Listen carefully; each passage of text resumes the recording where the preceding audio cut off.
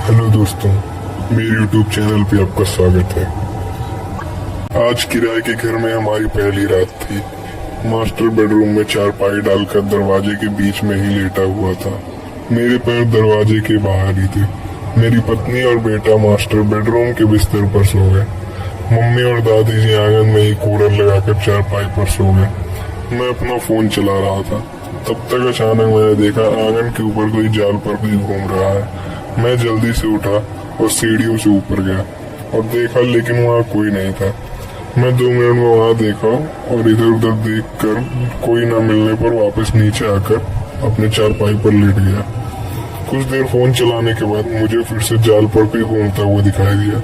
मैं फिर जल्दी से उठा और सीढ़ियों के ऊपर गया, लेकिन वहाँ पर कोई नहीं था। मुझे लगा कि यह मेरा वहम है। मैं वापस आकर चारपाई पर लेट गया। अब तक 11:45 हो चुके थे। थोड़ी देर बाद मुझे फिर से जाल दिखाई दिया, तो वहाँ मैं थोड़ा घबरा गया। मैंने आंगन में लेटे ही मेरी मम्मी को जगाया और उन्हें जाल पर किसी के घूमने की बात बताई। मम्मी उठी और मेरे साथ सीढ़ियों पर से ऊपर गई। अब हम दोनों ने इधर उधर सारी जगह देखा, लेकिन वहाँ कोई नहीं था। तो मम्मी ने कहा कि तेरा वहम है, और हम वापस आकर अपने अपने चारपाई पर लेट गए। थोड़ी देर बाद मैं भी सो गया, लेकिन यह तो बस शुरुआत थी।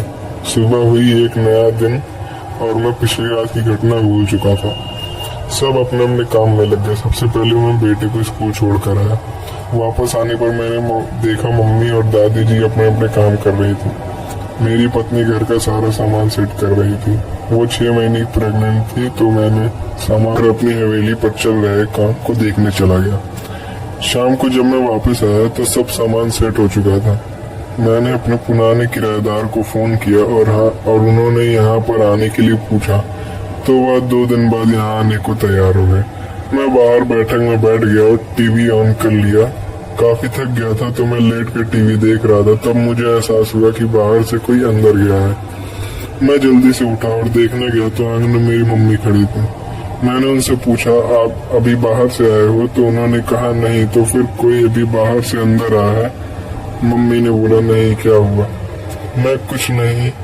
मैं सोचते सोचते वापस बैठक में आ गया। मुझे लगा शायद यह मेरा वहम है और फिर से टीवी देखने में व्यस्त हो गया।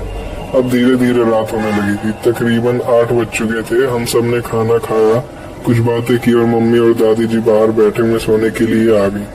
मैं भी कुछ देर बैठक में टीवी देखने के लिए आ गया। अब तक 10 बज चले थे। मैं वापस अंदर मास्टर बेडरूम में सोने के लिए चला गया और हम सब सो गए।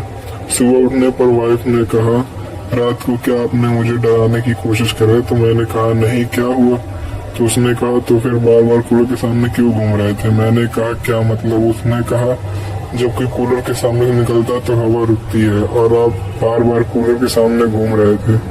और जब मैं उठी तो मुझे हराने के लिए रूम के उस कॉर्नर में जाके बैठ गए। तो मैं नहीं, ऐसा कुछ नहीं हुआ, और मैं तुम्हें ऐसी सिचुएशन में डराने की कोशिश क्यों करूंगा? मुझे पता है तुम प्रेग्नेंट हो, ऐसे टाइम पर यह सब करना बहुत गलत है। लेकिन वह नहीं मान रही थी। उसने जाकर मम्मी को बताया कि रात को ये मुझे डराने के लिए रूम में उस कॉर्नर में बैठे थे। मैं नहीं, क्या तुमने मुझे देखा था? उसने अंधेरा होने की वजह से क्लियर नहीं दिखा, लेकिन आप बेड पर नहीं थे। मैं बेड पर नहीं था, इसका मतलब मैं उस कॉर्नर में हूँ? ऐसा कैसे हो सकता है? मैं वॉशरूम भी तो जा सकता हूँ। यह तुम्हारा वहम है। लेकिन उसने मेरी बात नहीं मानी और वो अपनी बात पर अड़ी रही।